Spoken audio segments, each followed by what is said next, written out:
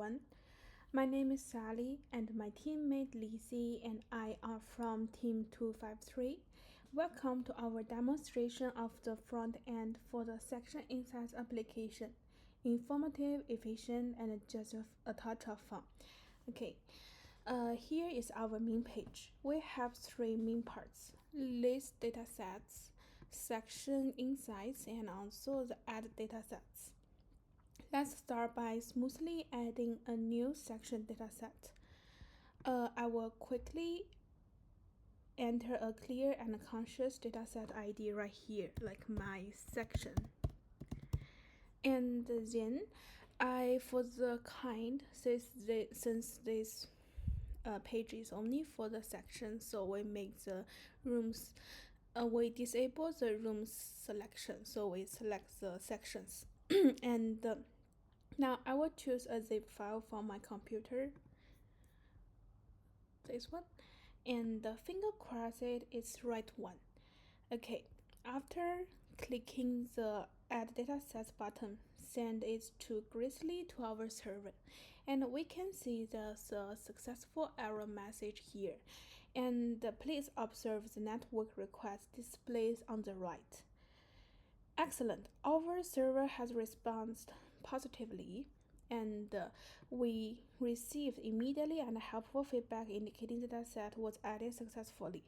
And the notice interface promptly updates to include our dataset ID without the need of any page refreshing. Okay, then I will also show some filing cases for add datasets since we have some restriction for our inputs. The first one would be the invalid ID. You can see for the ID, we already indicated that the ID must not contain any underscore and has to be unique. And I will try to enter a ID with the underscore, and you can see it give me this error message immediately that ID cannot contain underscores, and it also shake to alert the user that the ID it enters is incorrect formatted. And then I will also show the duplicate ID. For our current dataset, we have the name my section. If I type the name again and try to submit it, it will give me an error message that failed to add dataset because of this error, duplicated ID, and it also indicated which ID I'm enter my section. Okay, and also we have some restriction for the file we are selected. If we just choose a random ID and we select it, if we did not select any file like this, the file button will shake to alert the user that you are not selecting the file. And if we choose a zip file, but this file is lacking some important parts, after we clicking the submit, it will give us this error message, failed to add datasets because of the error that invalid dataset. Okay, so that is basically everything about our add datasets. I hope I cover all the cases. And then I will briefly verify which datasets are actively stored in our server. We can see there's my section, and right here, it shows right here, natively listed with the current ID, the kind, and also the rules. Okay, before I demonstrate the dataset removal, I'm gonna need to add another dataset. I will add this sub one. Okay, submit, and also shows the successful message. And you can see now for our list dataset, we have two datasets. So I will demonstrate the dataset remove for now. It's very efficient in action. I only need to select the remove button on the right, and Again, observe the smooth server interaction in the browser network tab. Our server efficiently processes the removal. The dataset disappear instantly from the interface. Notice again, no refresh needed. Okay, so finally, the highlights of our demo. Visualization insights data. We have 3 section insights. Before I start, I need to select the dataset. Okay, here is our section insights. I will start with the first insight to show highest average pass rates by department course. So choose this one.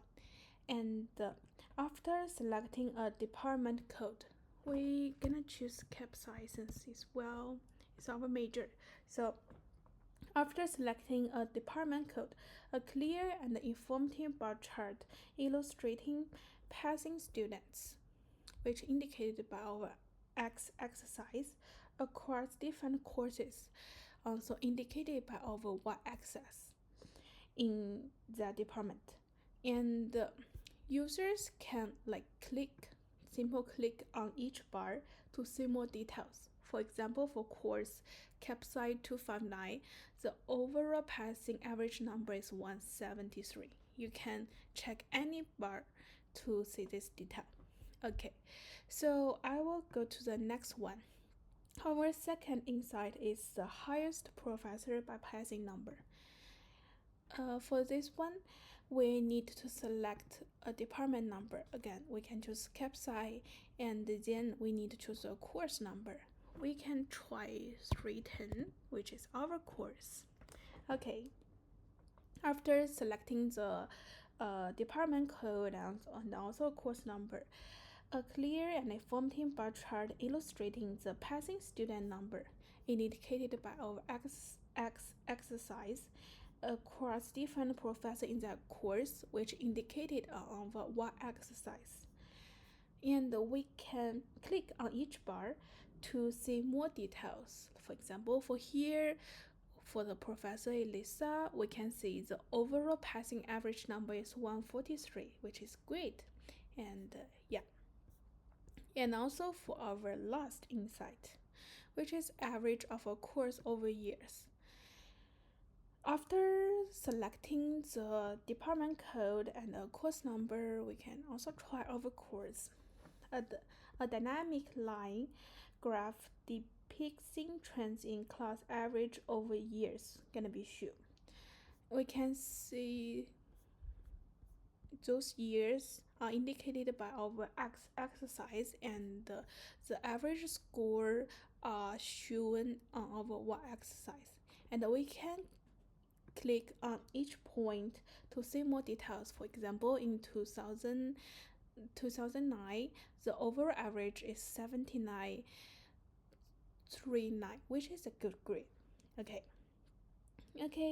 that is everything. Thank you for joining this efficient yet enjoyable demonstration of our front-end feature. Hope you like it. Have a great day.